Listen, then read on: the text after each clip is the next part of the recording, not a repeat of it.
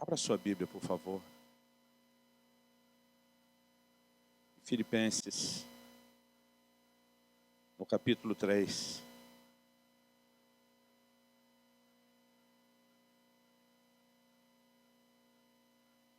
Filipenses 3, nos versículos 7 e 8. Paulo diz: mas o que para mim era lucro, isso considerei perda por causa de Cristo.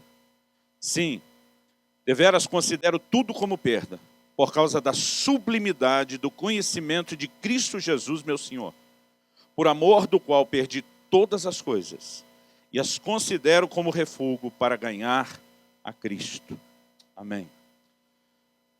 Alguns anos atrás, a gente estava reunido numa terça-feira à noite na nossa igreja, que normalmente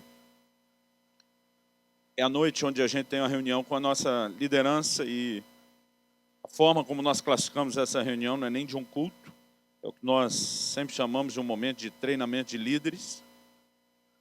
E eu lembro que nós tivemos um momento de oração antes de passar para o momento do ensino e do treinamento. Enquanto nós estávamos orando, alguém resolveu passar a mão num violão e cantar uma canção. A ideia era cantar apenas uma canção. E a canção que foi ministrada é uma canção do Marcos Witt, não sei se vocês conhecem. Ela diz: eu te busco, te anelo, te necessito. Enquanto nós estávamos cantando, eu até hoje não sei te dizer qual foi a placa do caminhão que atropelou a gente. Mas a glória de Deus veio sobre nós. A glória de Deus caiu naquele lugar, eu brinco, caiu, despencou de fazer galo na cabeça da gente. Veio, como diria o mineiro, com força. Eu não me lembro de ter visto uma cena como aquela, nem antes, nem depois, em toda a minha vida, em todo o meu ministério. A gente, numa fração de segundo, eu brinco, foi como se alguém apertasse um botão e ativasse o modo glória na reunião. Numa fração de segundo, de um momento para o outro, todo mundo parece que começou a chorar. A maioria de nós se ajoelhar, se prostrar com a cara no chão. Ao longo de toda a sala, as pessoas começaram a se quebrantar. E veio sobre nós um senso muito forte de arrependimento. Eu mesmo comecei a chorar, e muito. E o sentimento de arrependimento que veio forte dentro de mim era de não estarmos buscando a Deus como nós deveríamos buscar. Agora, eu queria estar aqui te dizendo que minha reação foi realmente me entregar aquele arrependimento que estava vindo, mas, na verdade, eu agi de uma forma muito carnal, eu classificaria até como leviana, e eu, na verdade, lutei contra aquilo. Porque isso foi, na verdade, falei alguns anos atrás, mas isso foi em 2008. Em dezembro de 2007, eu me lembro, foi exatamente no dia 31 de dezembro, eu terminei de almoçar, empurrei o prato de lado. Eu lembro que eu falei para minha esposa: nos próximos 21 dias, eu não vou ingerir absolutamente nada que não seja líquido. Estou entrando num jejum por 3 semanas, e na verdade falei para ela: não vou ingerir nada que não seja água. A esposa me olhou um pouco receosa, eu nunca tinha feito até então nenhum jejum maior de 14 dias só na água. E ela disse: Deus está te pedindo isso? Eu falei: não, eu vou fazer porque eu quero. Eu quero buscar Deus como eu nunca busquei antes. E eu entrei no ano de 2008 decidido a buscar Deus assim para valer, com muita intensidade. Decidi que eu iria ler a Bíblia várias vezes aquele ano, decidi que eu ia orar mais, decidi que eu ia jejuar como eu nunca tinha jejuado. E essa reunião aconteceu mais ou menos em meados de fevereiro. Ou seja, fazia talvez 3 semanas que eu tinha terminado o jejum dos 21 dias. Eu estava lendo a Bíblia, eu cheguei a ler a Bíblia naquele ano 2 vezes no mês. Numa delas, em 9 dias, para você ter uma ideia. Quase fiquei louco. Mas eu tinha decidido que eu queria as coisas de Deus, eu queria buscar o Senhor, e eu realmente estava ali gastando tempo. Pela quantidade de vezes que eu tinha me determinado a ler a Bíblia aquele ano, eu tinha que gastar tempo com a palavra de Deus todo dia, o tempo todo. E justamente quando eu estou no começo do ano, onde eu acho que eu estou buscando a Deus como eu nunca busquei antes, me vem esse senso de arrependimento de não estar buscando a Deus como deveria. Qual foi minha reação? Minha reação naquele momento foi de carnalidade. Falei: Deus, eu não acredito nisso. Se tudo que eu estou fazendo não está bom, quando é que vai estar bom para você? E eu sei, irmão, que isso não é jeito de falar com Deus. Aliás, se eu fosse Deus e alguém falasse desse jeito comigo, eu esmagava que nem um inseto. E graças a Deus é que Ele é que é Deus e não a gente. Mas eu nem imaginava aquela reação dentro de mim. Né? Quando aquilo veio, realmente eu transbordei dessa forma. Eu falei, se jejuar, orar, ler a Bíblia dessa forma, não está bom, quando é que vai estar bom para você? E a frase que eu ouvi da parte de Deus, que eu entendi como uma resposta, é o que eu tenho dado como tema essa palavra, quando Deus me dirige a compartilhar, e ela, na verdade, já se tornou ao longo desses anos um livro que eu estou escrevendo, porque um assunto tem mexido muito na minha vida. Naquele momento o Espírito Santo me disse essa frase, até que nada mais importe. Quando eu perguntei quando é que vai estar bom para você, a resposta foi, quando você chegar a um lugar onde nada, absolutamente nada, esteja no mesmo nível, no mesmo patamar do que me buscar. E naquele momento o Senhor falou comigo e disse, o que você fez esse ano não foi me buscar mais. O que você fez esse ano foi apenas incrementar, melhorar ou aperfeiçoar a sua performance de busca. Ele diz, você decidiu quebrar os seus recordes. Então você decidiu jejuar mais, você decidiu ler mais a Bíblia. Mas eu tenho entendido, querido, que o que Deus espera de mim e de você é mais do que a performance. O que Deus espera de mim e de você é um coração apaixonado. É um coração que nos mova a fazer o que fazemos e não apenas uma performance que é incrementada para que a gente consiga romper com as nossas marcas. Por exemplo, você lê no livro do Apocalipse, o Senhor falando com a igreja de Éfeso, ele diz, eu conheço tuas obras, o teu labor, a tua perseverança, sei que vocês suportaram provas por causa do meu nome. Quando você olha para aquela igreja, é uma igreja de alta performance, tanto de trabalho como de dedicação, de determinação em buscar o Senhor, mas ele diz, tenho porém contra ti, que abandonaste o teu primeiro amor. O que ele está dizendo, não adianta nada você ter toda essa postura exterior de busca, de empenho, de determinação, quando o coração começa a se esvaziar da paixão. Aliás, foi disso que Jesus falou quando ele cita o profeta Isaías. E diz, esse povo me honra com os lábios, mas o seu coração está longe de mim. E diz, em vão me adoram. Ele está dizendo que a adoração não é apenas a gente abrir a boca para falar ou cantar algo para Deus. A verdadeira adoração, que ele não classifica como inútil, é aquela onde de fato o coração é atraído pelo Senhor, o coração o deseja e a gente de fato vem com tudo para cima de Deus, não porque tem uma performance a ser preservada. Aliás, nos dias de Jesus, tinha um grupo que era considerado a seita mais severa dentro do judaísmo, que eram os fariseus. E quando você fala de performance, eles eram os caras. Jejuava 2 vezes por semana, dava o dízimo de tudo, era gente empenhada, pensa assim no que hoje talvez a gente chamaria de os carolas, os beatos, da época eram esses camaradas. E o tempo todo Jesus estava confrontando eles, não necessariamente por causa do que eles faziam, mas do porquê faziam. Jesus disse, vocês oram, jejuam, dão esmolas só para ser visto pelos homens. Em outras palavras, o coração de vocês não está sendo atraído por Deus. Vocês de alguma forma decidiram que iriam receber toda a admiração que a performance da busca proporciona. E Deus naquele momento me fez entender esse versículo de Filipenses que nós lemos, numa perspectiva diferente, porque Paulo ele está fazendo uma afirmação aqui que é muito forte. Ele diz, o que para mim era lucro, eu considerei perda. Tem gente que diz, não, é que antes ele achava que era, depois descobriu que não era. Não, não é isso. E diz, tudo o que um dia foi importante para mim, agora perdeu a importância. Desvaneceu. Por quê? E diz, por causa da sublimidade, do conhecimento de Cristo Jesus, meu Senhor. E diz, por causa dele, eu perdi todas as coisas. Paulo não está dizendo que agora que é crente, ele não podia ter nada. Mas ele está dizendo que Jesus se tornou alguém tão fascinante, alguém tão atraente, alguém tão extraordinário, que comparado com Jesus, o resto perdeu a importância. E naquele momento que Deus começou a falar ao meu coração foi, o que você fez esse ano foi melhorar a sua performance de busca. Então eu tinha decidido ler a Bíblia várias vezes aquele ano. Para cumprir minha meta, eu tinha uma cota de capítulos que eu tinha que ler todo dia. E eu não sou contra, querido, você ter disciplina, fazer as coisas com ou sem vontade, porque muitas vezes a sua alma ou mesmo a sua carne pode te trair em relação a isso. E eu creio que eu e você, independente de sentirmos, a gente tem que ter um padrão de disciplina e de buscar Deus continuamente, amém? Mas o que Deus falou comigo naquele dia foi o seguinte, o que você fez foi basicamente se colocar de castigo toda a madrugada. Você está lá morrendo de sono, 2, 3 da manhã, né? Com a cabeça caindo em cima, mas não pode parar de ler porque você tem uma cota a cumprir. Deus me disse, você não está fazendo isso com prazer nenhum. E algo que ele me fez lembrar foi um episódio de um casal E foi muito interessante aquela ilustração para mim no momento. Porque eu fui chamado para mediar uma conversa do marido que estava assim, aborrecido demais com a mulher. Quando eu cheguei, ele disse, pastor, essa mulher é uma louca. Eu falei, calma. Jó chamou a mulher de louca e tinha razão. Eu falei, vamos ver se você tem razão. Ele disse, pastor, eu não me lembro se vocês estavam perto ou já tinham feito 20 anos de casado. Eu lembro que na época eu devia ser recém-casado, porque me parecia muito tempo. Né? E 20 anos eu e minha esposa fizemos há 2 meses atrás de casados. Mas me parecia assim que era casado há muito tempo. E eu lembro que ele falou, essa mulher sempre quis que eu fosse com ela no supermercado. Sempre pediu isso, pastor. Eu falei, odeio o supermercado. Eu falei, você não é o único, tem um sindicato inteiro, né, do qual você pode fazer parte. Mas ele falou, pastor, eu resolvi agradar essa mulher. E decidi ir com ela no supermercado.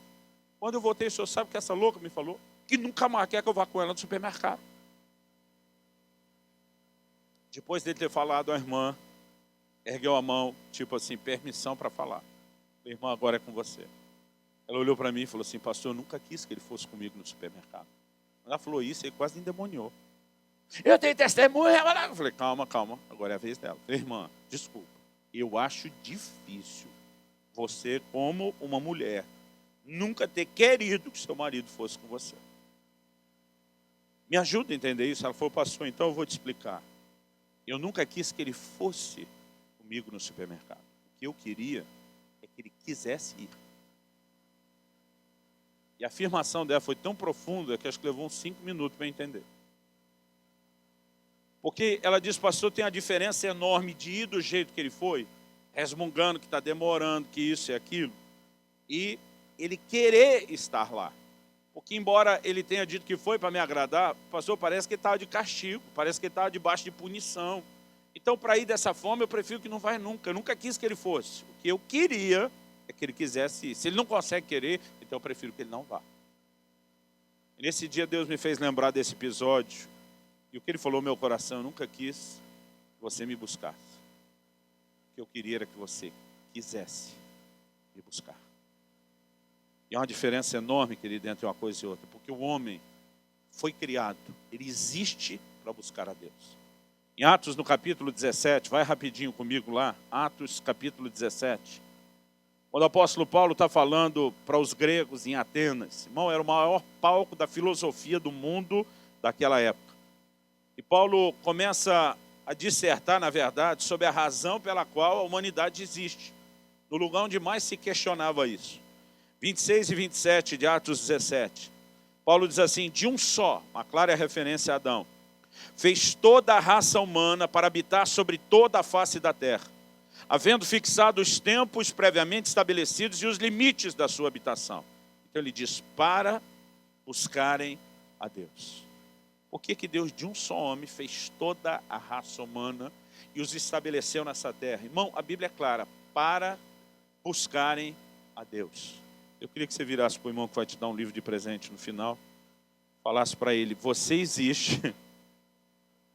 Todo dia alguém falou para mim, pastor, isso não é apelação? Eu falei, não, isso é o mais alto nível de apelação, é mais do que apelação. Né? Fala para ele, você existe para buscar a Deus.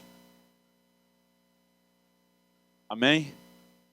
Agora, embora o homem exista para buscar a Deus, a gente não pode negar o que Deus, por boca de Jeremias, disse, Jeremias 29, 13. Ele diz, buscar-me-eis e me achareis, quando me buscardes de todo o vosso coração. Eu existo para buscar a Deus é minha obrigação, mas Deus não espera apenas que eu cumpra uma obrigação. A obrigação, querido, pode ser executada e praticada com prazer. Eu, por exemplo, como marido, tenho uma ordem da parte de Deus, como qualquer outro marido tem, de amar a minha esposa. Está lá na Bíblia, maridos, amai é um imperativo, é uma ordem. Amai as vossas mulheres. Deus não diz, ó, seria bom se você desse conta de conseguir amar. É uma ordem, a gente tem que amar, é mandamento. E o não cumprimento do mandamento é desobediência, é pecado, não tem meio termo. Agora, eu estou casado, como eu disse, com a Kelly já há mais de 20 anos. Eu fico imaginando se cada manhã eu acordasse, olhasse para ela e dissesse, pois é, mulher, Deus mandou te amar, né? Fazer o quê? Então estou aqui para cumprir a ordem. A gente não estaria casado há 20 anos. Mas pastor, não é uma ordem? Sim. Mas eu tenho certeza que ela jamais esperaria que eu praticasse a ordem apenas porque me foi mandado. Você consegue entender que o mandamento pode ser obedecido com prazer? Mesmo quando Jesus chamou o amor a Deus de o maior mandamento, que ele não quer dizer que a gente tem que fazer isso simplesmente porque fomos obrigados a fazer. Deus diz, vocês vão me buscar, mas só vão me achar. E Deus não quer dificultar as coisas. O texto que nós lemos aqui em Atos diz que a gente deveria buscá-lo mesmo que tateando. O versículo 27 diz isso, para buscarem a Deus, se porventura tateando possam achar. Quem que busca alguma coisa tateando, querido? Quem não está enxergando, ou com algum problema na visão, no escuro. Então, a gente vai procurando dessa forma. Agora, o que Deus está dizendo, mesmo na época da sua cegueira, antes de me conhecer, eu esperava que você usasse os recursos que estavam à sua disposição, ainda que poucos, para tentar me encontrar. Mas Paulo diz, o qual não está longe de cada um de nós. Quando eu era criança, não, quando esses dois aí que estão comigo eram crianças, Israel e Alice, eu brincava muito com eles em casa de esconde-esconde. Irmão, eu nunca me escondia para eles não me encontrar. Eu sempre me escondia para eles acharem. Então eu ficava assim, com os pés para fora da cortina, atrás da cortina, né? Minha barriga já foi bem maior do que atualmente. Ficava, obviamente, aquele volume atrás da cortina. Eles achavam rapidinho. Mas a ideia não era me esconder de uma maneira que eles não achassem, era justamente facilitar as coisas. Quando o texto está dizendo o qual não está longe de cada um de nós, imagina um Deus que nunca quis dificultar a coisa. Ele nunca quis dificultar o ser encontrado. Pelo contrário, está dizendo, você não vai nem precisar fazer muito, mas você tem que fazer alguma coisa. Agora, o que a gente precisa, querido, não é apenas buscar, mas é buscar de todo o coração. Em outras palavras, a busca, querido, que vai dar resultado. A gente existe para buscar, mas a busca que vai dar resultado é a busca movida por um interesse profundo e sincero na pessoa ou na presença dele.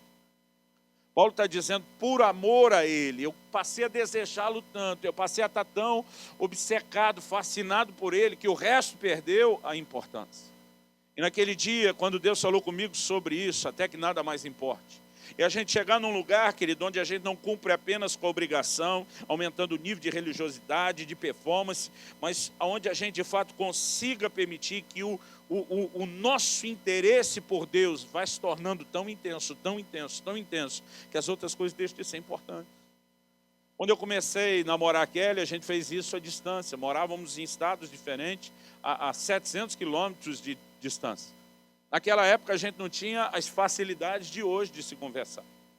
Outro dia, meu filho estava explicando para minha filha, Israel falando para Alice, porque a gente estava conversando que a gente namorava por cartas. E minha esposa tem uma caixa onde ela guarda todas essas cartas até hoje. Aí meu filho, para ser cínico conosco, explicando para minha filha na minha frente, diz, filha, o que eles faziam era mais ou menos como escrever um e-mail. Só que eles imprimiam o e-mail e alguém pegava o e-mail impresso, levava lá na cidade do outro, para o outro ler o e-mail, né? E com isso ele está dizendo assim, eles são muito velhos, eles são de uma outra época. Se fosse hoje em dia, não teria sido nem só o e-mail. A gente estaria usando aí internet, Skype, WhatsApp, tudo que tem direito. Mas na época, né, era o que a gente usava. Agora, eu me lembro que a gente, para poder falar no telefone, interurbano era um negócio caro demais. Existia essa chamada de internet. Para a gente ter condição de poder conversar, tinha que ser depois da meia-noite. Porque era mais barato a chamada interurbana. Então, nós dois, depois de trabalhar, correr que nem um louco o dia inteiro, tinha que esperar passar meia-noite para começar a conversar. Tinha dia que a conversa ia até 1h30, 2h. O dia seguinte, a gente tinha que levantar, trabalhar, e ia que nem um zumbi de tanto sono. Quando chegava outra noite, apesar do sono, queria falar de novo.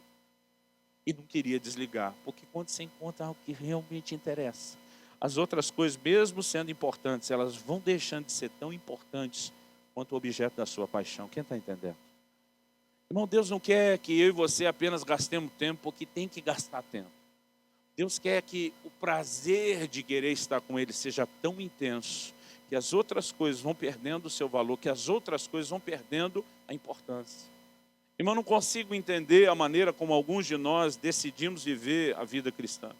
Eu gosto muito de uma frase de C.S. Lewis, que diz o seguinte, o cristianismo, se é falso, não tem nenhuma importância.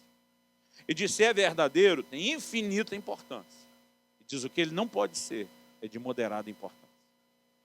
E alguns de nós lidamos com o evangelho como se fosse razoável ou relativamente importante. Eu não consigo entender. Se isso tudo é verdade, tem infinita importância. Se não é verdade, não vale nada. O que não pode é valer mais ou menos. Eu e você precisamos entrar num lugar onde a gente compreenda o que Deus espera de nós e a gente saiba exatamente com o que nós temos que lidar. Uma das coisas que, obviamente, no início da caminhada, querido, é o maior problema de um cristão, é a sua luta contra o pecado e contra a carne. À medida que nós começamos a crescer e alcançar um certo nível de vitória, eu não sei te dizer o que é o nosso maior inimigo. Porque normalmente a gente olha para o pecado, encara ele, de fato sabendo o que ele pode trazer. Quanto maior a maturidade, mais a gente consegue mensurar as consequências. Eu acredito que à medida que o tempo passa, a gente precisa perceber a sutileza de uma outra área que o diabo tenta usar para nos enredar. Quando você lê o livro de Êxodo, você percebe que Moisés vai a Faraó com uma mensagem: deixa meu povo ir para que me adore. Qual a primeira reação do Faraó? Ele diz: esse povo deve estar muito ocioso para estar falando em adoração. Vamos encher o povo de serviço, para que eles não tenham tempo de pensar em adoração. Faraó, querido, é uma figura na tipologia bíblica de Satanás.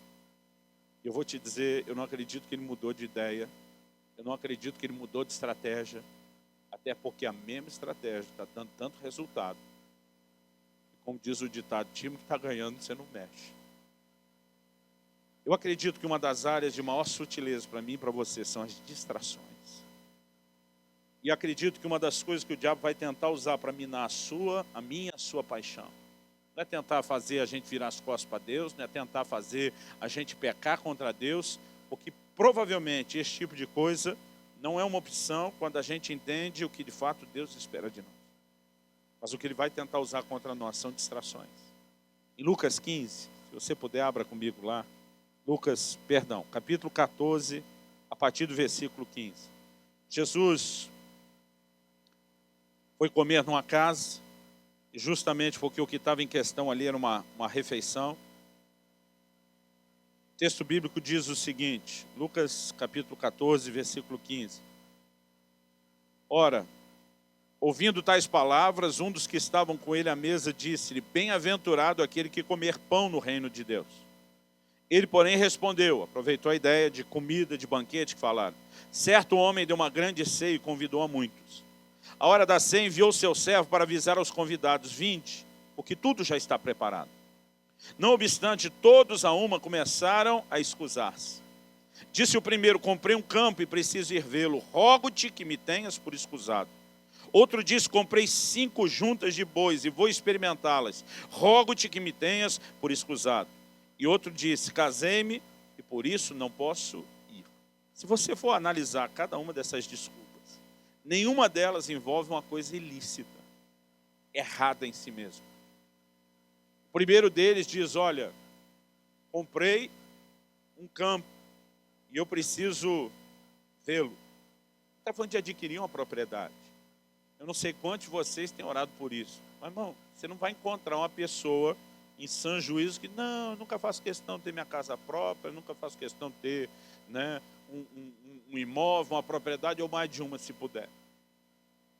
Ele não está falando de algo que seja errado em si. Para alguns de nós, isso poderia ser classificado até como uma resposta de oração, cumprimento de uma promessa. O problema, querido, não é se eu e você chegamos ao ponto de ter uma propriedade. O problema é quando essa propriedade chama mais a nossa atenção, a ponto da gente não perceber o convite que ele está nos fazendo para estar com ele num lugar de intimidade.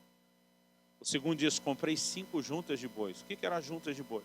Para quem arava a terra no manual, sem os tratores de hoje, né, sem os New Holland, o que quer que seja a marca que se use por lá de cá, 5 juntas de bois significavam uma capacidade melhor de arar a terra, de plantar, de colher. Isso significava o quê? Não só o aumento da produtividade, mas, consequentemente, o retorno e o lucro de tudo isso. Irmão, qualquer um que chegasse num culto hoje para dizer: olha, Deus ampliou minha capacidade de produção, de produtividade, o retorno financeiro, a maioria de nós ia dizer: aleluia, glória a Deus. A gente não ia dizer isso é um problema, porque não tem nada de errado nisso, querido, desde que isso não concorra com aquilo que de mais importante e supremo existe, que é a razão pela qual eu e você existimos, que é buscar a Deus. Porque quando essas coisas começam a nos fascinar, a ponto da gente se esquecer do convite, então ainda que a coisa em si mesma não seja errada, ela está ocupando um lugar errado na nossa vida. O terceiro exemplo diz: casei-me, portanto não posso ir. Um casamento é ideia de Deus, é instituição divina. Você pode dizer amém? A melhor coisa depois de Jesus que me aconteceu foi meu casamento. Graças a Deus por essa bênção na minha vida. Então não estou tentando falar contra. Agora, mesmo aquilo que é uma instituição que Deus criou, que é a ideia de Deus, desejo de Deus, vontade de Deus, plano de Deus para nós, se concorrer com o mais alto nível, o mais supremo chamado que eu e você temos, passou a ocupar o lugar errado. A coisa, ela não precisa ser errada. Se ela estiver no lugar errado, já bagunçou tudo. E Deus começou a falar ao meu coração a respeito de distrações. Muitas vezes, querido, eu e você começamos a nos enredar com as distrações. E nós vivemos a era, querido, do entretenimento. Eu não quero atacar o entretenimento. Eu vou te dizer, eu sou grato pela geração que eu vivo, a época que eu vivo. O problema é o lugar que muitas vezes nós damos a isso. Leonard Ravenhill disse que o entretenimento tem se tornado, né, um substituto demoníaco da verdadeira alegria, do verdadeiro prazer que nós podemos encontrar em Deus. Muitas vezes a gente tira tempo para todo tipo de realização, mas não se permite estar no lugar que de fato, profundamente iria nos suprir, que é a presença de Deus. Eu me lembro que alguns anos atrás, quando Israel ainda era bem menor, eu me lembro do dia em que eu cheguei com um presente que ele enlouqueceu. Na época o PlayStation 2 ainda era novidade. E eu lembro que eu apareci com um desse em casa. Esse menino só faltou me derrubar no chão, tanto abraçar, beijar. Pai, você é o cara. Pensa no menino que ficou feliz. E eu me achando o maior pai do mundo. Meu irmão, só precisou de um tempinho, não precisou muito tempo, para eu começar a ficar com raiva daquele PlayStation. Porque eu perdi meu filho para o PlayStation. Eu antes chegava de viagem, a maior parte do tempo, eu estou em Curitiba já há quase 11 anos, a maior parte do tempo que eu moro lá, eu moro perto do aeroporto. Eu costumo ficar 4 dias da semana na cidade, 3 dias fora. Então, estou toda hora indo e vindo, às vezes várias vezes. Então, naquela época, quando o avião aterrissava e podia ligar o celular, eu já avisava a Kelly, cheguei. Era o tempo que ela precisava para sair de casa. Enquanto eu ia descer do avião, pegar a mala, eu saía, ela já me pegava do lado de fora. Então, quando ela saía, as crianças já sabiam, o papai chegou. Então, eles ficavam me esperando. A hora que eu entrava pela sala, os dois pulavam em cima de mim. Era uma festa, era uma bagunça. Depois do bendito PlayStation. Quem disse quando eu chego, Israel estava na sala me esperando? A Alícia estava lá. Isso nunca será esquecido, né, filho? A Alícia estava lá. Ela tem as dela também, que entra em outra ministração. Mas ela me abraçava, beijava, eu contente com aquilo. Daqui a pouco, Israel, cadê você? Já vai, pai, só vou passar de fase, só vou passar de fase. Um dia quase joguei esse PlayStation pela janela. Porque aquilo que eu sabia que ele queria tanto, que eu quis agradá-lo como pai, começou, na verdade, a roubá-lo de mim. E nesse dia o Espírito Santo disse, você lembra disso? Eu falei, lembro. Lembro do dia que eu quase joguei aquele PlayStation pela janela do sobrado. O Senhor me disse, vocês fazem a mesma coisa comigo o tempo todo. Quantas coisas, alguns de vocês passaram anos orando. E depois que eu respondi, atendi, vocês se esqueceram de mim por causa de um brinquedinho ou de alguma bênção que eu liberei sobre vocês. Eu não vim aqui apontar o dedo para você, eu não vim aqui de forma alguma jogar pedra em você, mas eu sinto nessa noite de uma forma muito clara, Deus chamando a minha e a sua atenção. Na manhã dessa terça-feira, que Deus falou conosco de uma maneira muito forte, eu queria que você lesse mais esse texto comigo. E daí nós já vamos começar a terminar. Você entendeu? Começar a terminar fica bem relativo, né? Isaías capítulo 5.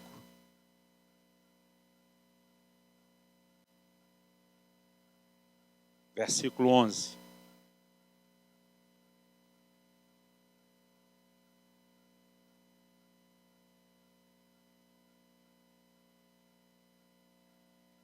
Amanhã daquela terça-feira que Deus nos atropelou, que eu contei, no meu momento do devocional, pela manhã, lendo a Bíblia, esse texto grudou, agarrou no meu espírito de uma forma que eu não consigo te descrever. Ele diz assim: ai dos que se levantam pela manhã, seguem a bebedice e continuam até alta noite, até que o vinho os esquenta. Liras e harpas, tamborins e flautas, e vinho há nos seus banquetes. Porém não consideram os feitos do Senhor, nem olham para as obras das suas mãos. O dia inteiro esse versículo ficou martelando no meu coração, na minha cabeça, no meu espírito. E o tempo todo dizia: Deus, estou entendendo. Como diria o paulista, não estou entendendo. Eu nasci e cresci no lar cristão. A bebida nunca teve dentro de casa. E eu ficava olhando para esse texto: ai dos que se levantam pela manhã, segue a bebedice, continua até a alta noite. Mas esse negócio tem nada a ver comigo. E aquilo o dia inteiro martelando, mas eu nem me abri para a possibilidade de entender nada aqui, porque sabe, não tem nada a ver comigo. Mas à noite, quando Deus começou a falar comigo sobre buscá-lo nesse nível onde nada mais é importante, Ele começou a falar de distrações. Ele me fez também entender um outro conceito, que Ele classificou como embriaguez. A Bíblia diz que Noé, depois do dilúvio, planta uma vinha, e a terra nunca esteve tão bem regada como depois do dilúvio. Ele planta uma vinha e ele tem uma colheita extraordinária. A sua Bíblia fala? Não, está implícito pelos costumes dos povos antigos. Porque quando chegava a hora da colheita, quanto melhor e maior era a colheita, maior era a festa que fazia. E a Bíblia diz que Noé se embebedou com as uvas, com o vinho feito da própria colheita que ele estava celebrando. E Deus começou a falar ao meu coração sobre como eu e você, muitas vezes, nos embriagamos, até mesmo com bênçãos que nós recebemos dele. Aquilo que ele nos liberou e que deveria ir só até um ponto, muitas vezes nós nos excedemos na forma como nós nos envolvemos com essas coisas, a ponto de nos embriagar. A embriaguez, querido, ela não é só literal. Em Lucas 21:34, Deus diz: guardai os vossos corações, para que eles não se sobrecarreguem com a embriaguez. E ele começa a falar de coisas que, na verdade, ele fala de uma embriaguez espiritual. Muitas vezes eu e você podemos nos embriagar. E esse texto está dizendo exatamente o seguinte: bebem de manhã até de noite. O versículo 12 diz: liras, harpas, tamborins, flautas e vinho há nos seus banquetes. Todas as festas, desde a antiguidade, era embalado por comida, música e bebida. Só que o texto diz assim: porém, não consideram os feitos do Senhor, nem olham para as obras das suas mãos. O que quer que seja, querido, que tira a minha e a sua atenção de manhã até de noite. Seja trabalho, seja entretenimento, seja bênção, seja qualquer outra coisa. Que não nos deixe sequer lembrar das obras de Deus ou dos feitos de Deus. Está ocupando um lugar de embriaguez na nossa vida. E eu creio que o desejo de Deus não é tirar essas coisas. O que Deus quer é que o meu e o seu coração se regule a ponto de nada, nem mesmo as bênçãos dele, serem mais importantes do que ele, do que a pessoa dele. Há um lugar, querido, onde o meu e o seu coração devem entrar, onde aquilo que Deus é se torna muito mais importante do que qualquer coisa que Deus possa nos dar. Deus diz para Moisés: eu não vou mais subir no meio de vocês. Esse povo está pecando demais contra mim. Deus disse: quer saber o seguinte, vou resolver os seus problemas. Meu anjo vai à frente de vocês, operando milagres, cuidando do inimigo, vai dar tudo certo, mas eu mesmo não vou. Então, para a maioria dos crentes, isso era só o que precisava. Aliás, a gente exalta demais Jacó. Por quê? Porque o Senhor aparece para Jacó numa teofania, numa forma limitada, mas ele diz para ele: olha, eu tenho que ir embora. Jacó diz: não te deixarei enquanto me abençoares. O que Jacó estava falando? Desde que você me abençoe, pode ir embora. Depois que você me abençoar, vaza. O que ele está dizendo? O que eu quero não é a sua pessoa. O que eu quero é a sua bênção. Deixou sua bênção? Vai embora. E é assim que a maioria dos crentes age em relação à presença de Deus. A gente busca para receber alguma coisa. Depois que conseguiu, Deus te abençoe. É legal falar Deus te abençoe para Deus, né? Moisés disse: se o Senhor não vai conosco, não nos faça subir desse lugar. Sabe o que ele está dizendo? Meu interesse não é naquilo que o Senhor pode fazer, meu interesse não é naquilo que você pode dar. Nós queremos a sua pessoa. Não tem negócio. A gente não abre mão da sua pessoa. Nós não trocamos você por milagre, nós não trocamos você por provisão, nós não trocamos você por problema resolvido. Nós queremos a sua pessoa. E o interessante, querido, é que a maioria de nós ainda faz de Jacó o exemplo. Ainda cantamos que Jacó segurou o anjo, né? Como se isso fosse a mais alta das virtudes. Há um lugar, querido, onde o meu e o seu coração precisa começar a entender quem Deus é. Se deixar ser atraído e cativado por aquilo que Ele é, a ponto de dizer, eu não vou deixar momento algum de buscá-lo, nem vou deixar coisa alguma concorrer com esse lugar que pertence só a Deus. Você pode dizer amém? Alguns anos atrás, eu vi um amigo nosso, norte-americano, na verdade ele é um canadense, hoje está morando no Brasil, e ele fez uma abordagem a respeito dos 4 seres viventes. A Bíblia diz que eles estão diante do trono de Deus. E o livro de Apocalipse diz que eles, noite e dia, sem cessar, não tem descanso. Eles ficam o tempo todo dizendo, santo, santo, santo é o Senhor dos Exércitos. Esse irmão fez uma pausa e disse, gente, a visão que Isaías teve, 700 anos antes de Cristo. João está falando de algo agora que foi escrito perto do ano 100 depois de Cristo. Então nós estamos falando de quase 800 anos de diferença entre uma visão e outra. A visão que Isaías tem, ele vê a mesma cena. Serafins em volta do trono dizendo, santo, santo, santo é o Senhor dos Exércitos. A Bíblia diz que eles não têm descanso. Eu não sei quando começou, e nós sabemos que não termina, mas só entre a visão de um e a visão do outro, nós estamos falando de quase 800 anos. Agora, você consegue se imaginar quase 800 anos sem dormir, sem fazer outra coisa, só olhando para Deus dizendo santo?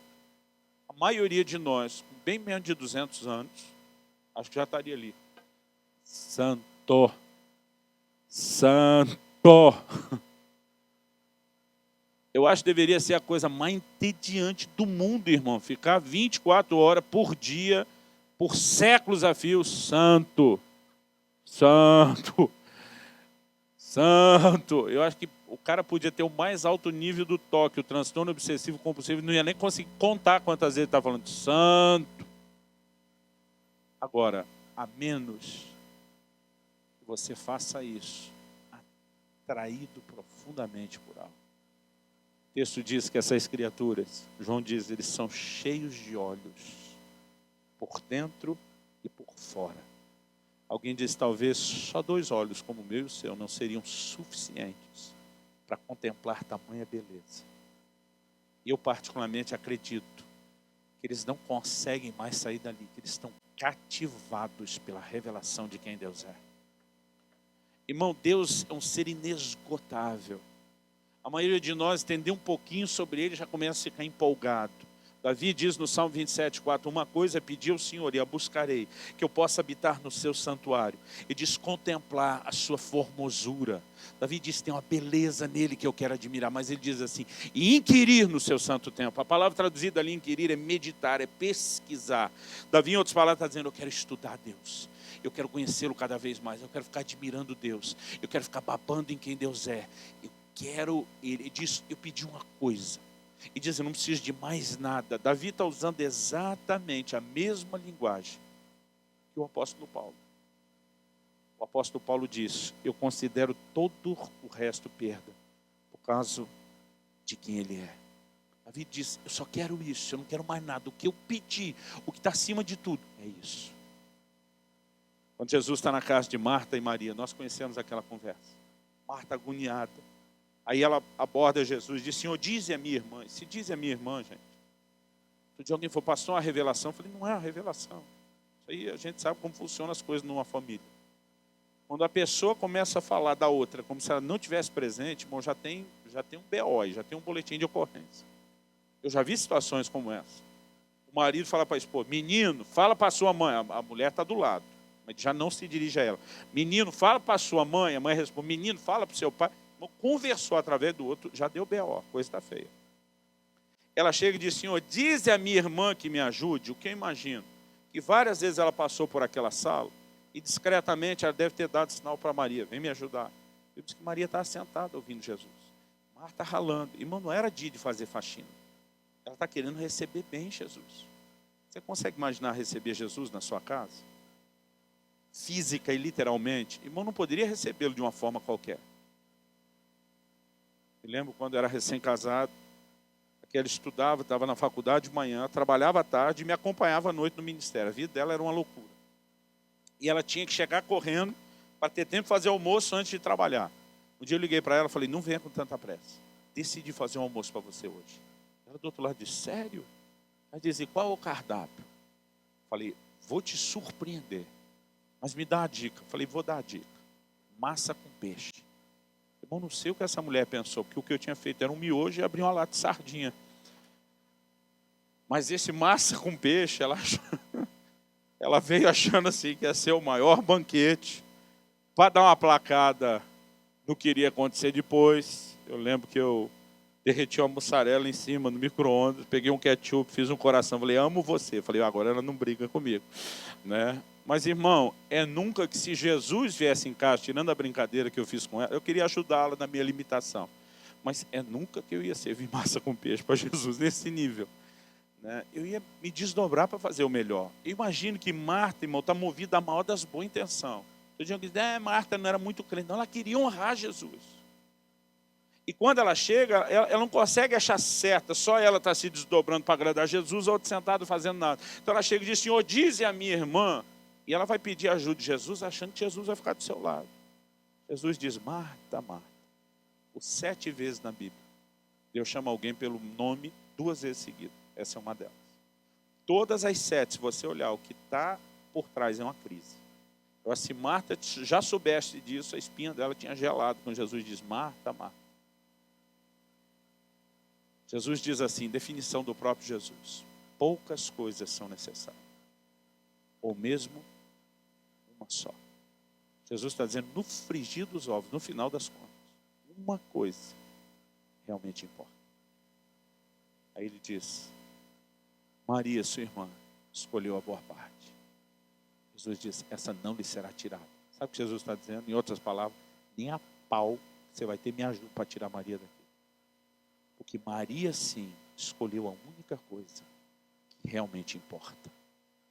Irmão, se isso é o que realmente importa, a pergunta é, por que eu e você, às vezes na boa intenção de Marta, estamos gastando mais tempo com aquilo que não importa? Até o ministério, até o trabalho para agradar Jesus. Se substituir a verdadeira atração por quem Ele é, e a comunhão real com Ele, está nos roubando de algo. Você consegue entender isso? Você recebe essa palavra em nome de Jesus? Vamos ficar em pé para parecer que está acabando. Eu queria que você esquecesse quem está perto de você. Eu pedi para você ficar em pé por hábito. Eu quero que você ore como você quiser, em pé, sentado, de joelho, no seu lugar, aqui na frente, aonde você quiser. Eu gostaria que nós terminássemos orando. Nós estamos no início de mais um ano. Uma hora onde muitos de nós começam a repensar os nossos alvos, os nossos valores, aquilo que é mais importante. Eu quero te desafiar nesse início de ano, a fazer 2016 um ano onde você de fato deseja o Senhor. Onde você não só melhore a performance da busca, onde você não só gaste o tempo fazendo as coisas que estão relacionadas ao buscar, mas onde você se permita ser provocado por Ele. Irmãos, a Bíblia diz que Davi era um homem segundo o coração de Deus. Muitas vezes eu entrei em crise. Quer dizer, Deus tem gente na Bíblia que nunca adulterou, que nunca matou alguém do jeito que Davi fez. Como é que ele é chamado de um homem segundo o coração de Deus? Quando a Bíblia fala de um homem segundo o coração de Deus, não está falando da perfeição, querido. Que nenhum de nós somos perfeitos. Eu creio que está falando de um coração que na maior parte do tempo se entregou verdadeiramente a desejar o Senhor. Esse menino estava lá trabalhando, cuidando das ovelhas do pai. Ele estava salmodiando, adorando, buscando ao Senhor. A fugindo de Saul, no momento difícil, ele arruma tempo para buscar e adorar o Senhor. É alguém que depois de ser rei, de poder ter o que quisesse diante dos homens. Alguém para quem Natan disse, olha, se o que Deus te deu, se fosse pouco, Ele teria dado mais. Ele está dizendo, você tinha uma carta de crédito muito maior do que você podia imaginar. Mas alguém que no final das contas diz, uma coisa eu pedi ao Senhor, é isso que eu vou buscar. É alguém que começou a levar Deus para o lugar de importância, de uma tamanha atração. Eu creio que isso de fato agradava profundamente a Deus.